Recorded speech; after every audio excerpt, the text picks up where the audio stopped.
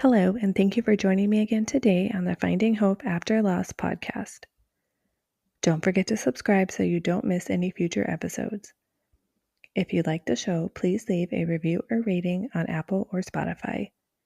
It only takes a moment and really helps the show reach more loss and infertility families. Today, I am talking with Alexis. In this episode, she discusses the neonatal loss of her son, Lincoln. He was born premature due to severe pre-eclampsia. Lincoln lived for 29 days before passing away due to complications with his intestines. Hello, everyone. Today I am here with Alexis. Alexis, can you tell us a little bit about yourself? Hi, thank you for having me. So, my name's Alexis. I live on Long Island in New York. I live on the beach, so it's pretty nice. Can't complain about that. I was a teacher for over 10 years, but recently resigned after just some changes in perspective on things and life changes. So doing some like part-time remote work for now and then see where that takes me in a year. I have a giant orange cat who we're obsessed with. Other than that, I love walking. I love being outside. That's really me. What did you teach?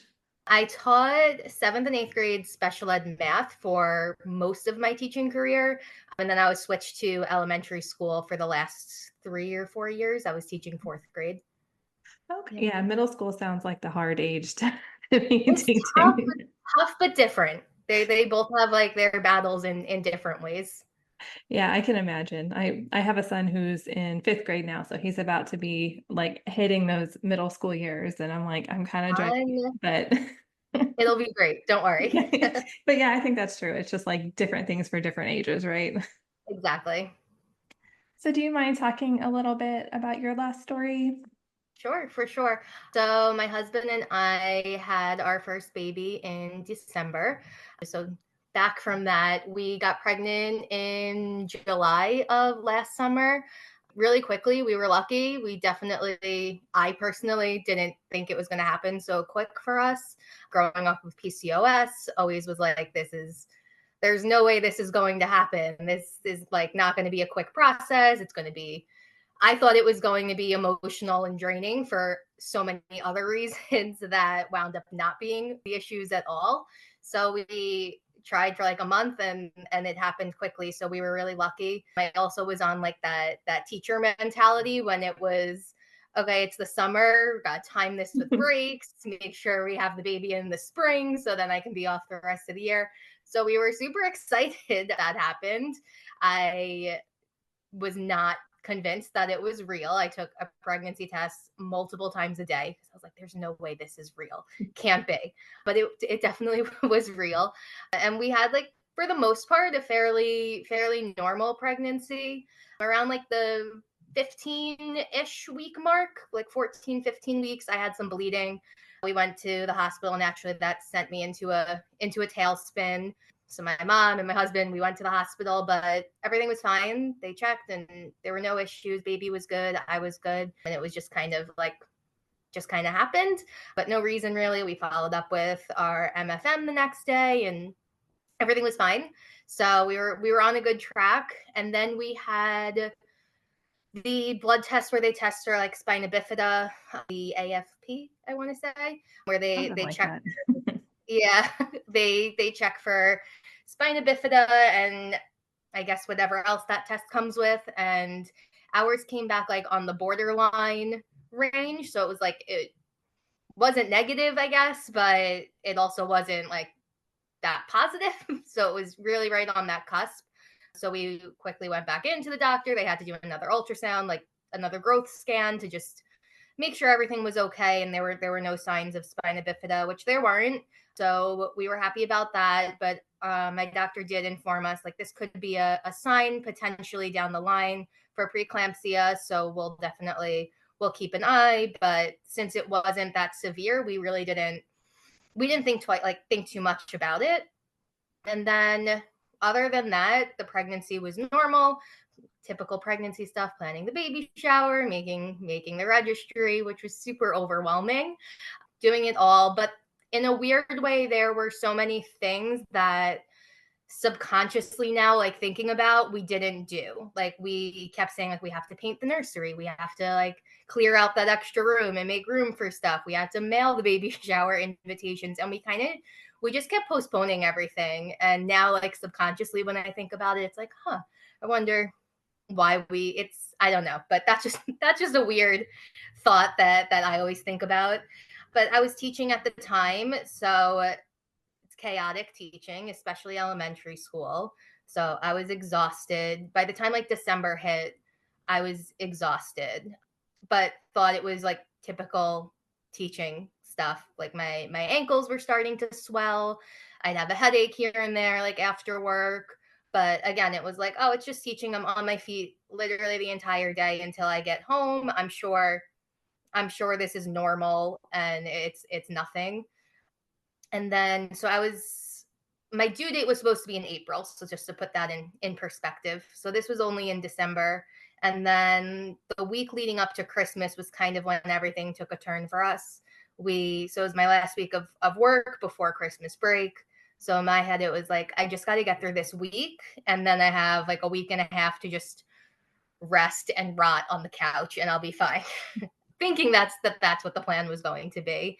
But then like early that week, I just didn't feel good. My head was hurting bad, and I came home from work and picked up a blood pressure machine and checked my blood pressure, and it was in like the upper average range. I've always had low blood pressure, so for me it was high, but for like the average person it was just in like the borderline range again. But I called my doctor and she was like, I think you should just go to the hospital, get monitored, let's just make sure everything's okay. So we went to the hospital and they monitored everything. Again, everything was fine. My blood pressure came down. They did other blood work and testing, and it did show signs that the preeclampsia was, I guess, starting just from protein in the urine and things like that. So it showed that it was starting, but it wasn't like panic yet. They gave me a steroid shot to help develop our baby's lungs. And then we had to go back the following day to see our MFM to get the second round of steroid shots and just be monitored again. And they did all of that. And she was like, you're not going back to work. Like, you need to not be on bed rest, but we need you not on your feet the entire day. Like, if it was a job where you're at your desk and you can like sit, that's one thing. But on the floor with students like reading and stuff all day, and it's just that wasn't gonna work. And this was the day before our last day before Christmas break, so I was like, I just need to go for the day before break. There's stuff in my room like I just had stuff I wanted to figure out, so I was like, I need to go one more day. And she's like, just listen to your body. If you feel like you need to come home, but like that's it. And she was trying to definitely was giving me like false hope, was like, we'll see how you feel after the break, but definitely know that wasn't going to happen. She was just trying to calm me down by saying that, because of course then like financials come into play and you're just thinking of everything at that moment. And I'm like, if I go out now, then my maternity leave starts now and I'm not even due for so long. So I was in a downward spiral with the whole going out of work situation. But I went in for the last day, and that whole day I didn't feel right. I was struggling to breathe the whole day. It was, like I said, it was the day before Christmas break, so they were doing Christmas caroling around the school. So I was literally walking my class around the school, a group of like 29-year-olds around the school, not able to breathe. And I'm like, am I just having like anxiety over everything going on? Maybe I'm getting sick. There's so many germs in here anyway. I'm sure it's nothing. I must just be anxious. Or I'm getting a cold. It's one or the other. And that's like what I was trying to tell myself. But I just didn't feel right. I was like, something's, and a few of my friends at work were like, something's not, like, you seem off. So I went down to the office and I was like, I think I just need to leave. So I left early, came home, and my ankles were ginormous at that point. I wore Grinch slippers that whole day at work because shoes were not fitting on my feet. But again, it was like in my head, okay, I've been on my feet. This is normal pregnancy stuff. Got through Christmas Eve, but we left our family's house early because I was tired and still just not feeling right. And then Christmas Day, same thing. We left my parents' house early because I was like, I want to go home. Like, I just wanted to be home. And I still had that like feeling of not being able to breathe right. And I kept saying, like, I feel like I'm drowning. Like, it feels like I'm underwater. But again, kept going back to, I'm sure I'm just anxious. It's fine. But then that night, Christmas night, my husband went to sleep and I was just up the entire night, like pacing the apartment, just feeling terrible. And finally that morning, he woke up and saw me like hunched over in the kitchen and he's like, something's not right. And then I called my doctor and she was like, no, I'm sure everything's fine, but we got to get you to the hospital. Again, definitely knowing like she knew things weren't fine, but keep trying to keep me calm again. So my mom met us, we went to the hospital, and you knew it was bad like when we got in there because there were just storms of doctors coming into the room. And I just remember thinking the whole time, I'm like, I just can't have the baby. Like, I'm only 25 and a half weeks. I can't have my baby. And we got in and my blood pressure was like over 200. So it was dangerously high at that point. And then they quickly did an x-ray of my chest. And I guess the reason why I felt like I couldn't breathe was my lungs filling with fluid for that whole week prior, I guess. So that wasn't great. So that I had to they had to change the medication that they were giving me to like reduce the risk of a seizure from the high blood pressure because of the fluid in my lungs already. So it was chaotic. But still at that moment, it was like, we're just going to keep you here until the baby's born, but we're going to keep him in as long as possible. And you're just going to stay here. They moved me to like a nice bigger room. And so I kind of just assumed like, all right, we're just going to be here for a while. Still in my head, I'm like, can't have this baby, but didn't really think that was going to happen because you just don't hear about it. Like, no one talks about it. So you don't hear about people having situations like this. So in my head, it was like, I'm just going to be here for a long time. But over the course of that day, just progressively started to feel worse and worse and worse. And then like NICU doctors were coming in and introducing themselves, and me still like being naive to the situation. I'm like, oh, this is just like precautionary. He's not really coming yet. And like by that evening, I was like, we just can't. I said to my husband and my mom, we were in the room together, and I was like, we didn't bring anything with us. Like, we brought nothing because we thought this was just going to be like the week before, where it was just a matter of, we're just going to monitor, see what's going on, and then go home. Maybe like on some new medication or something. I didn't know. But once we realized I was going to be staying there for so long, it was like, all right, had to send my husband home because I'm like, you gotta go. I need some stuff. Like, I at least need pajamas. So he was leaving. He left to go pick up some stuff. So it was just me and my mom still there. And within like the first half hour of him leaving, everything just like rapidly declined. I started like getting really sick. The headache was insane. Like, I've never felt a headache like that in my life. And I just kept saying like, it's just because I've been crying all day. It's fine. I'm just congested now from crying. I'm sure I'll be fine. And I kept just making them give me an ice pack, and the nurses and the doctors were amazing and going along with me, just totally being naive to the situation. And then finally it got to the point where they were like, we have to deliver. It's dangerous for you and it's dangerous for the baby at this point. So to save your life and hopefully his, we have to deliver him. So we quickly called my husband to get back to the hospital. We only lived like 25 minutes from it, so it wasn't terrible, but I knew that he was a mess at that point. So I was like, please take an Uber. I was like, do not, I'm like, please don't get in your car and drive. Like, you're manic right now. This is crazy. So I just wanted him to be safe. So he got back to the hospital right away. And then they came in to say that the baby was breech, so it would have to be a C-section. And since he was so small and that my uterus didn't have time to like stretch big enough, like a full-term baby, it would have to be a classical C-section where they cut your uterus from top to bottom instead of just like the usual, I guess, small slice that they make.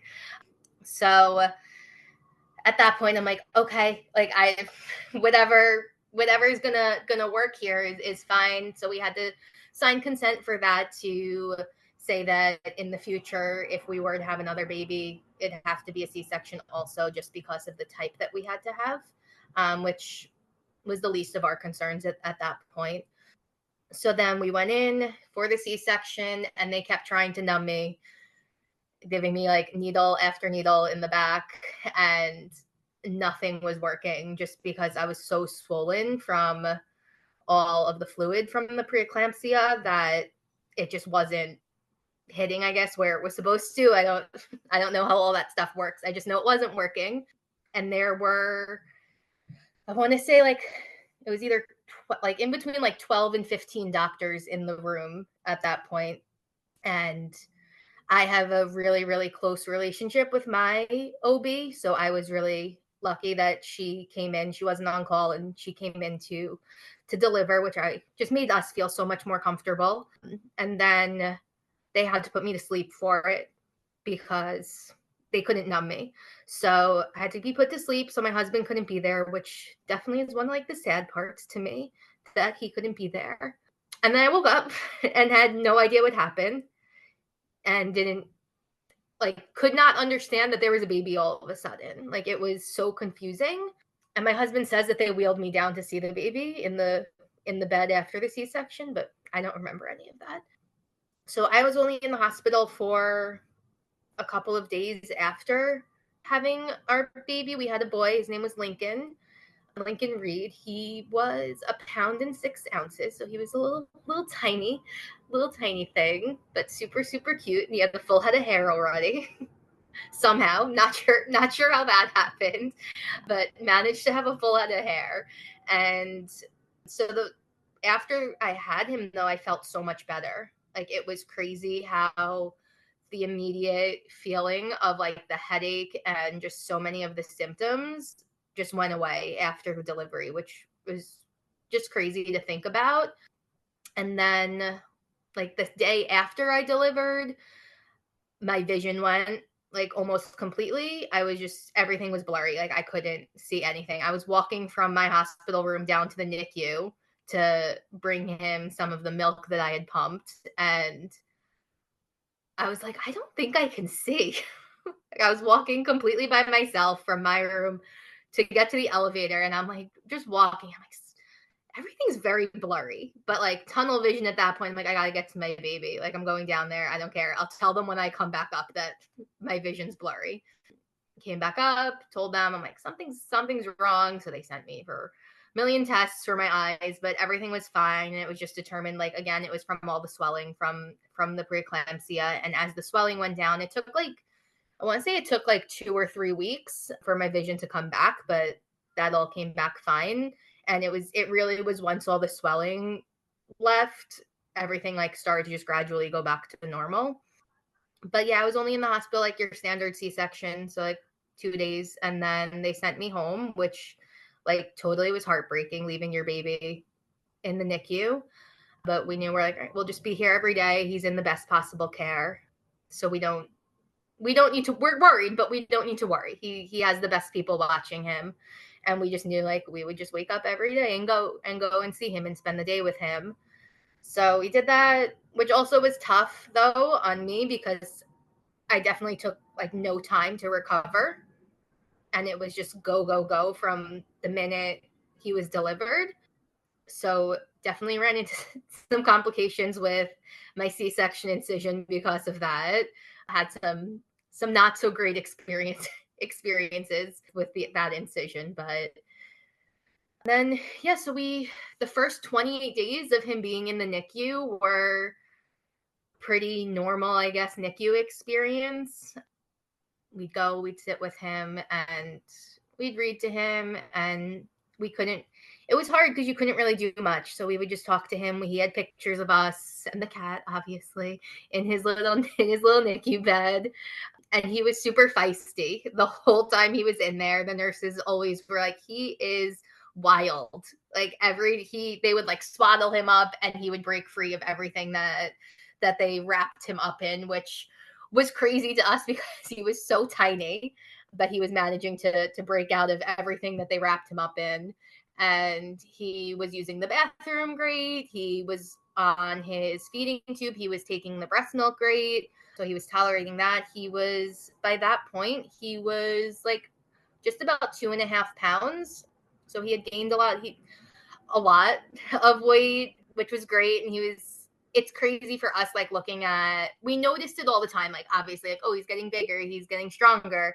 But when we like look back at pictures and we see those pictures from when he was first born compared to towards the end, it's like, wow, he grew so much. I was able to hold him after like 2 weeks of him being in the NICU. I was finally able to hold him for the first time. I had to wait until he was off of a certain ventilator because it was just the wires were too, it was a whole thing with the ventilator. But finally, one nurse was like, no, you need to hold your baby. And she made it happen for us, which was amazing. So that was like the best day. Yes, that was like 2 weeks, I would say, after being in the NICU. I was finally able to hold him. And then again, everything was pretty normal. Like, it has its up and downs in the NICU. There's days where it's like he's making so much progress, and then you go the next day and it's like, all right, he took a few steps backwards. But the doctors were so transparent about everything the whole time, and so open with us, and always answering any questions we had, and said like, this is what to expect. Like, it's gonna, there's gonna be good days, there's gonna be bad days, but just try and think like, if he takes a step back, only to go further, like to progress more, which we did see. And then on January 23rd, my mom came with us, my husband, the three of us were there, and he had like the best day we've ever had with him. We were able to hold him again. So my mom was there to see him like out of his little bed, and we changed his diaper, used the bathroom, and like everything. It was such a good day. And the doctors came and told us that he was most likely going to come off of his vent the next day because he was doing so well. His oxygen levels were great. So we were like, oh my gosh, this is great. Like, it was such a good day. And then at like 4 a.m, we got the call that something wasn't right. And his like belly was getting really swollen. So they weren't really sure what was going on. So we quickly like got up, went to the hospital, and like, you just knew when we saw him that it wasn't good. And we spent the whole day there.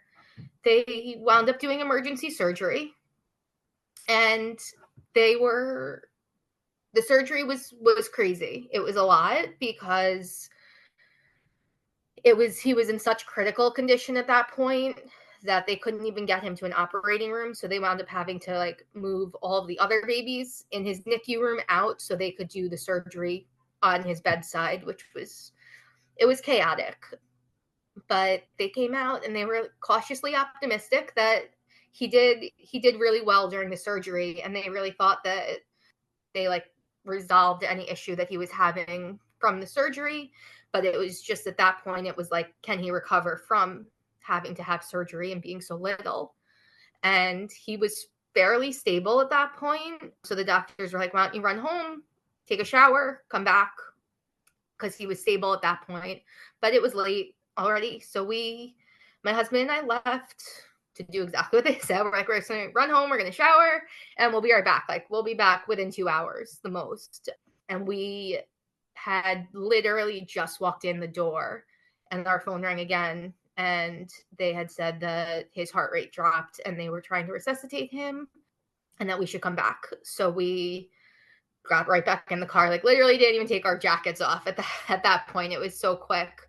And got back in the car. And as we were in the car on the way, they called us again to tell us that they got him back, which was great. But also it was like, okay, like I feel like as a mom, I just knew. Like, you just knew that you want everything to be okay, but I just had that feeling. And then we got back to the hospital and we just knew when we saw him. So my parents quickly came up and met us, and we were with him. They started resuscitating him again because his heart rate dropped, and they were doing it for so long. And at that point, we were like, it's just too much for him. Like, it was too much. So we made the decision that they could stop, because at that point, if he did come through, what quality of life was he going to have anyway after losing oxygen for so long. So they stopped everything and we just held him until he passed. But it was tough. Definitely not the ideal experience. But he was perfect. Yeah. Well, thank you so much for sharing that. I know it's not always easy to talk about. Sorry.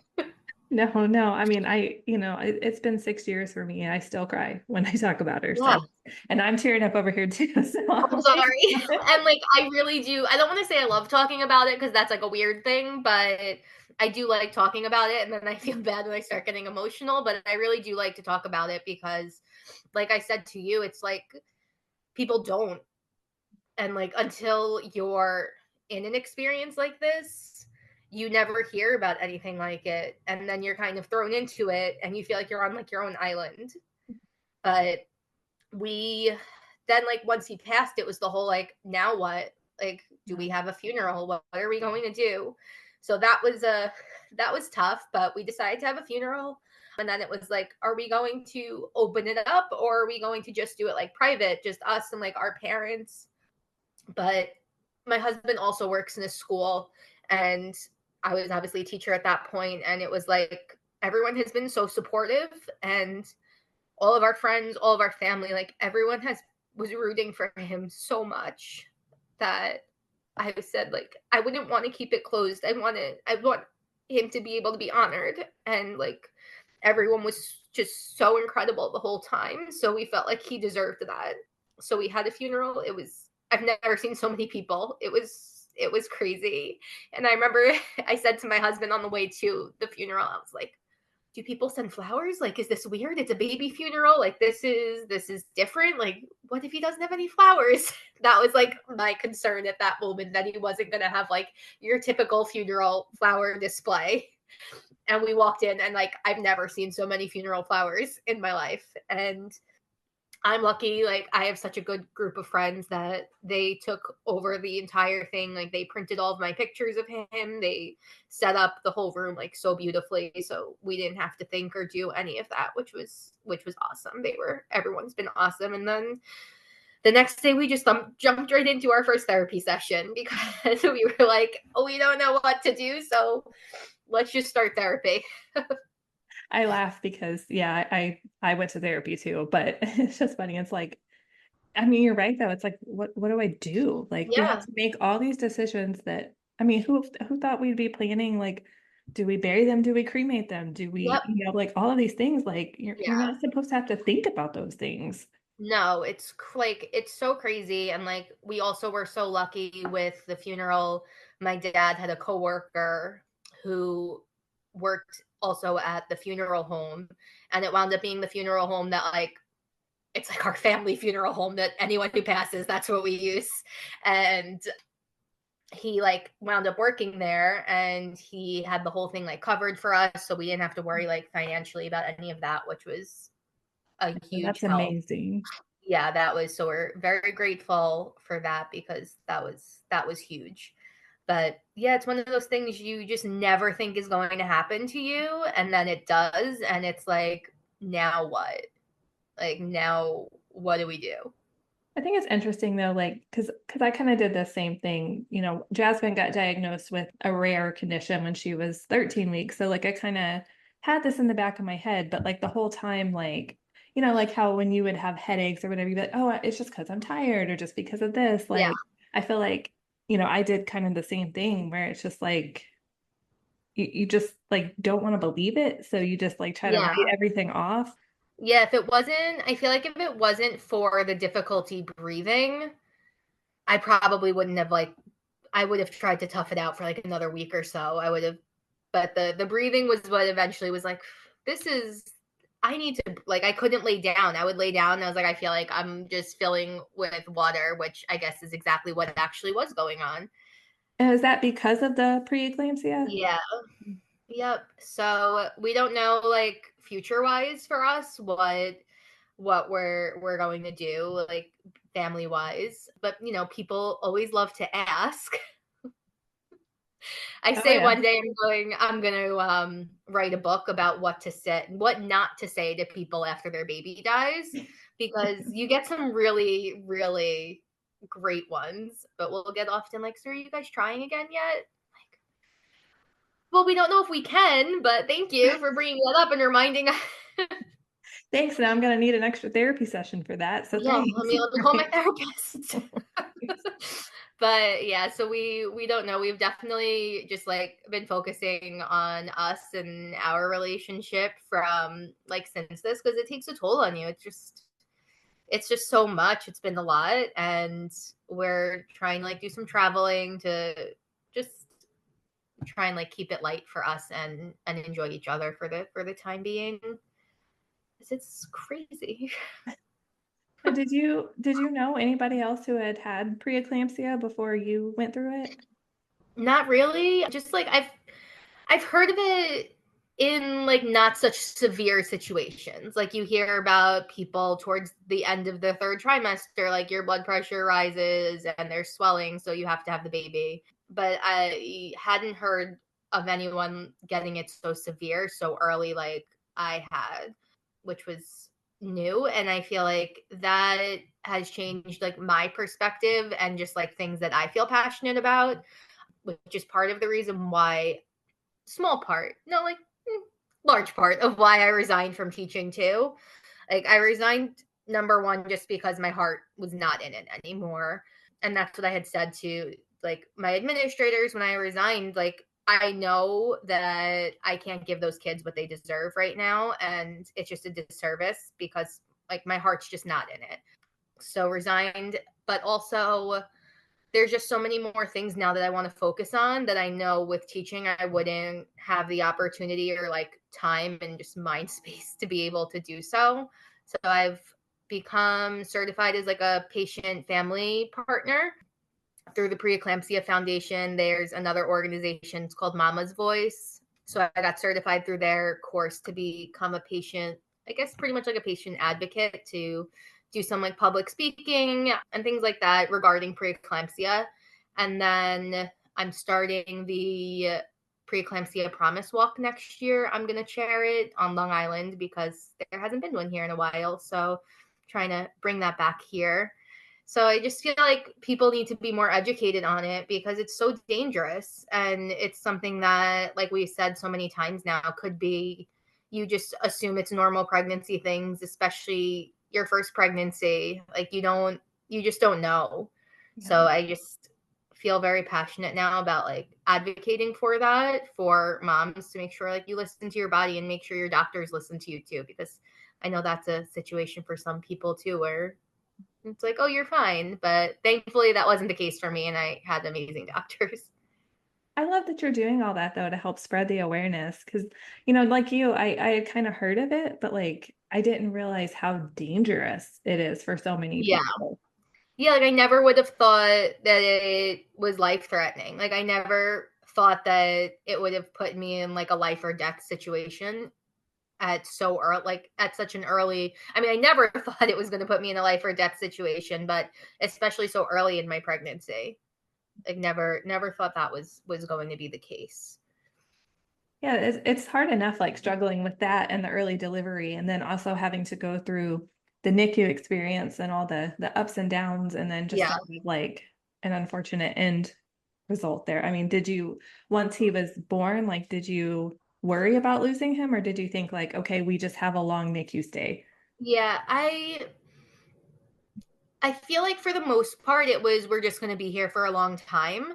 And I think a lot of that was because like you're in the NICU, you're thrown into that life, and all you see in the NICU are like success stories and all these great things about like, look at this baby, they were born at 1 pound and now they're graduating high school. Like, and that's all you see when you're there. So it makes you, I feel like it gave me a lot of that hope. And of course, once that this situation happened to us, everyone comes out of the woodworks and is like, "Oh, I was only a pound when I was born. Like I was only 2 pounds." Okay, great. And Well, then good for you, but that didn't it's help great. us. Like yeah, and I remember my husband at one point saying that like he felt like we were out of the woods. And I was like, I won't feel like that until he's home, but still didn't think that like the outcome that we had was ever a possibility until that last day. So I know you said you mostly hear like all the success stories. Did you know anybody else who had had a baby in the NICU? That passed, no. Mm. So that was, I've had friends that have had babies in the NICU and things like that, but not to the extreme that we did. Now I've become like more connected with people that have gone through similar experiences because like I said to you, like you feel like you're on like your own island when it first happens, and then you start to realize like, okay, there are more people like that have gone through maybe not the same thing, but have experienced really terrible and like traumatic loss and have gone through some really tough pregnancy trauma experiences. Yeah, So it's one of those things that's like it's unfortunate that we're all connected in that way, but like good at the yeah, same time because they can like yeah, fully relate. You just don't want anybody else to have had to have gone through it. exactly. And like that's what we actually, I feel like my husband and I are definitely in the like, how do we get to our like acceptance phase of this whole loss and this grieving process?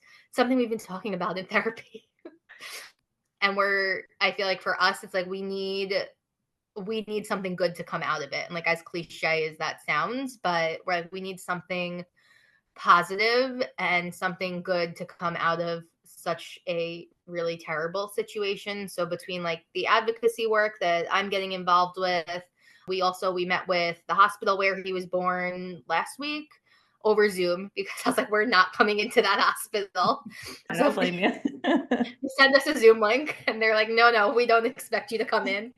So we met with a couple of people from the hospital to talk about like what can be done better for parents in like a grieving situation like like we were there, and we said something like everyone was incredible, like the staff could not have been better for us, like so many of them even came to the funeral, like it was everyone was amazing, but we circled back always to how like you're in a waiting room that's super tiny with like two chairs for the whole NICU. And like I mentioned before, like it's wallpapered with success stories.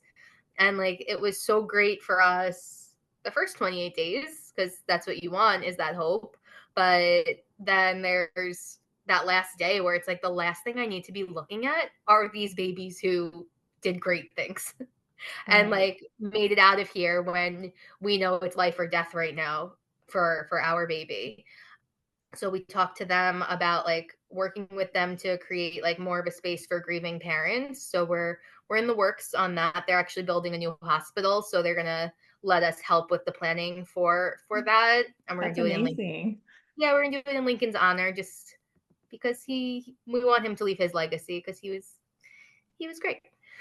I understand like why they want to post like the positive stories because that's like, that's 100%. what people do. But like it makes you kind of feel like your story doesn't matter, like that you don't matter as much because your baby didn't have that happy ending. And you're like, but they still matter. Like their story still matters. Exactly. And like that's been a big portion of our grieving process, I would say, is just like we are always going to mention him. Like we're always going to say his name. We're always going to have pictures up of him. Like he's our baby.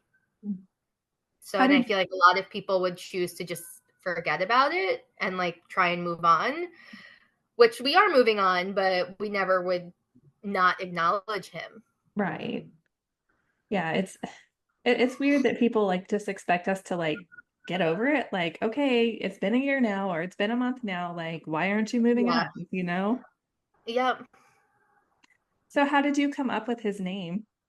So we always said from when we found out it was a boy, we found out through like the blood test at 12 weeks. We both needed to know, and we knew we didn't want to do like any type of big gender reveal or anything like that.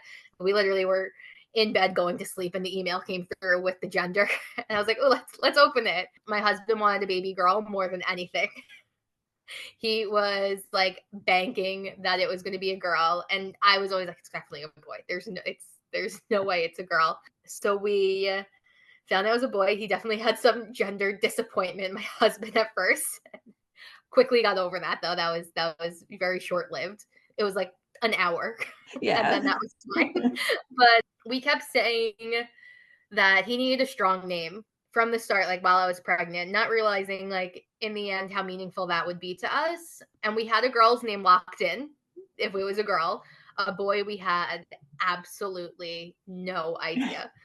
Like literally every name we suggested, we're like, nope, hate it. Reading through all the baby name lists, hated everything. We always knew we wanted his middle name to be Reed, which is my husband's mom who had passed away when he was really young. It's her maiden name, so we knew Reed was going to be his middle name, but that's all we had. But we live in Long Beach, and we live right on the beach, and the beach right in front of us where my husband surfs is Lincoln Beach. And so that kind of tied in. I always say it's from Abraham Lincoln, but it's more so the beach that's right outside our window. I love that though. That's one of my favorite names, but Oh, my husband didn't like it. So I'm like, he's so like, it sorry. sounds like an old man. I'm like, he's not the president. Okay. It's not like, But then like little Link, it was so cute calling him oh. Link. And then I was having the debate like with I remember one day in the NICU with talking with the nurses because I wanted him to have like a cute little I don't know, I wanted to start getting things with his name on it because we were like so unprepared at that moment. And I was like, all right, but Link, is it Linc or Link? And like any people would text me about him and I was getting both ways. I was like, it's based on how the spelling of his name, it should just be Linc, but I don't know. Link, like a chain link, he's with a K. So we never really made a final decision on that. You're like, all right, everybody just spell it however you want for now. I don't know. Yeah. It's one of those like little things you don't think about. And then when you start thinking about it, it's like, wait, how is it spelled? Yeah. I think we would have went with the C, I think. I remember Googling it and it's like you can go either way. And I was like, no, I need a yes or no. I need to know You're which like, way it Google, is. come on. I needed an answer, not a do it however you want. Yeah, no, I need this to be correct. So we started going with the C, but yeah. So Yeah, did they tell that's kind of you where his name came did they from. tell you if like you're more at risk for preeclampsia in the future?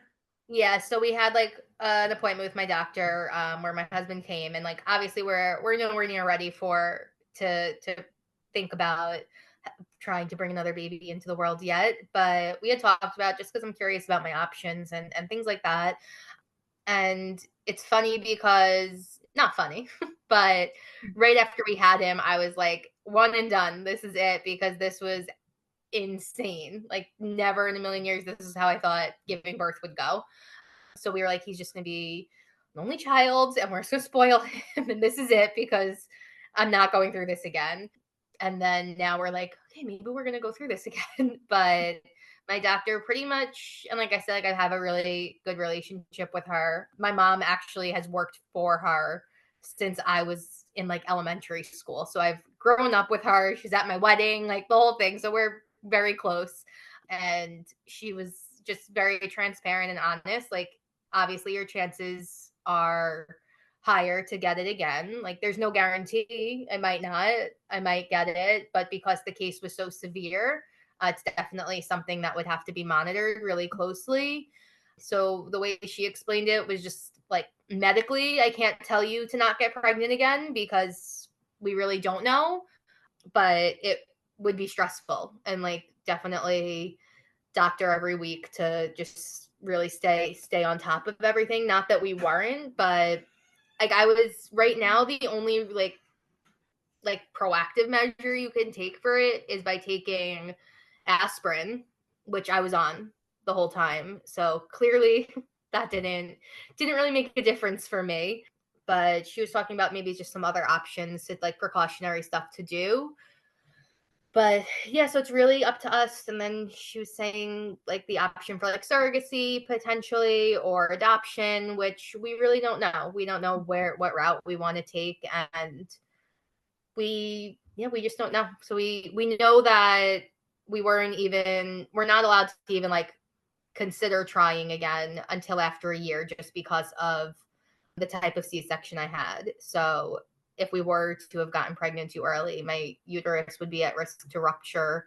And she did say that if we do get pregnant again, it's like a guaranteed induction by 36 weeks because they don't want my uterus to stretch because of the cut that was made in it. But I always say like, oh, we have all the way until December, and now I'm like, oh my gosh, we're in like the middle of September already. How did we get here?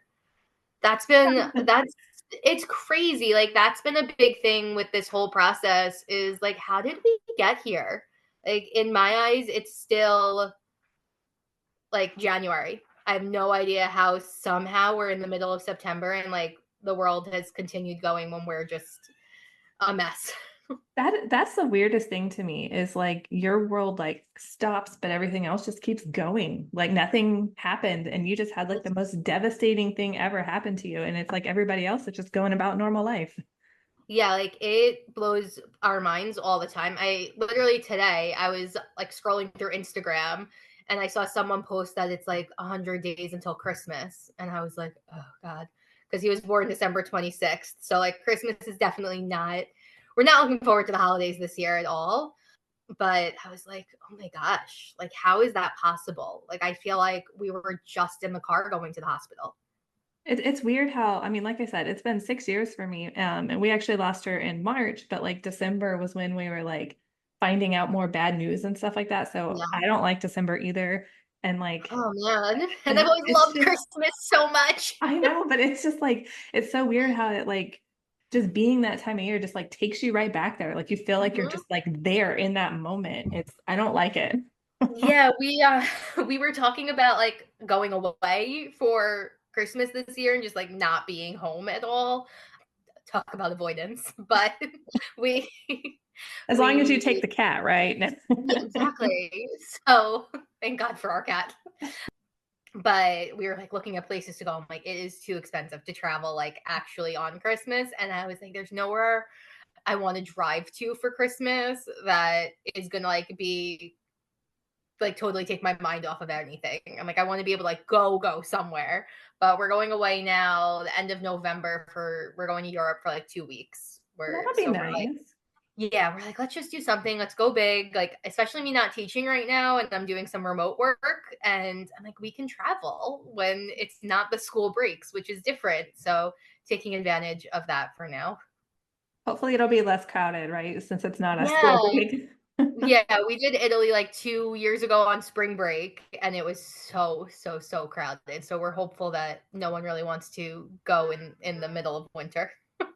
Yeah, I'm always willing to go at the off season, like just to go. I'm like, I'm Yeah. willing to pay less and deal with bad weather or whatever. I I was in don't care. shock over the flight costs. I was like, I've never seen this before that they're like actually doable because I'm so used to looking on school breaks where everything is insane.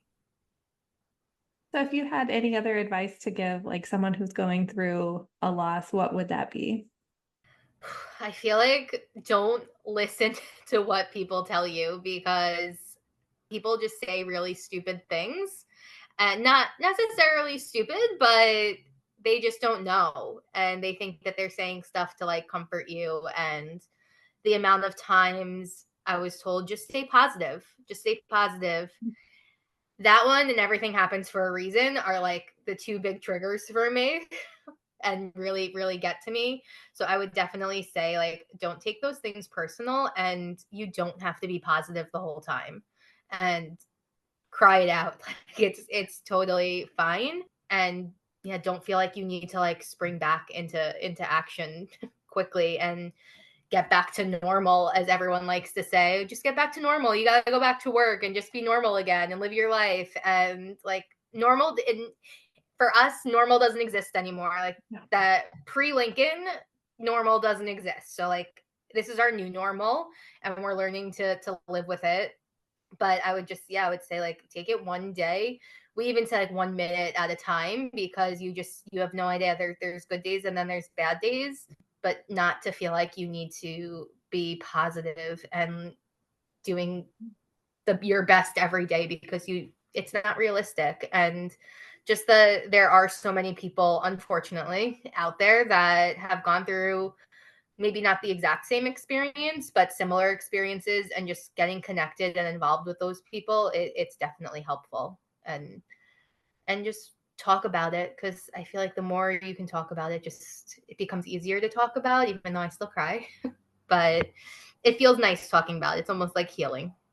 Yeah, I feel the same way. Like every time I get to talk about her, even though it's hard, like It does help us heal because it's our Yeah, story. It's our baby, yeah. And I just feel like also to other people who maybe haven't experienced the loss, but are like close with someone who is experiencing a loss like this, like to please talk about our babies.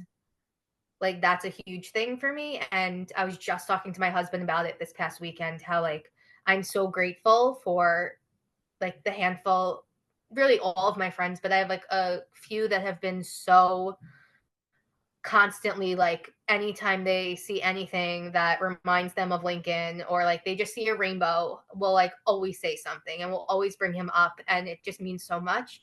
So for those people, like please don't be afraid to bring up their babies' names and our babies' names, because we're already thinking about it. It's already in our heads. So let's just take the elephant out of the room and let's just talk about it. No, I definitely agree. Like, yeah, you're not going to make us sadder. Like Exactly. I'm already sad. So right? Like, so you might as well just talk about it now. Actually, it might make me a little less sad to know that somebody else is actually remembering exactly. her. Well, I want to thank you so much for coming on today and sharing your story with us. Thank you. Thanks so much for having me. Thank you so much, Alexis, for sharing your story with us. After listening to her share her story, I think it's so important for us to pay attention to what is going on with our bodies. Too many times we write things off because we think we're overreacting, or maybe we're just imagining it. But we know our body best, so we know when things seem off. We need to not be afraid to bring up our concerns. At the same time, we need to have doctors we trust to take our concerns seriously and not just brush us off. It can be discouraging to bring things up and then treat it as if you're just overreacting. It's unfortunate that some have to fight to be heard by their own medical team. Is this something you've ever had to deal with? Have you ever been afraid to bring up your concerns, or have you ever had a doctor not take you seriously? Don't forget to subscribe so you don't miss any future episodes. If you like the show, please leave a review or rating on Apple or Spotify. It only takes a moment and really helps the show reach more loss and infertility families.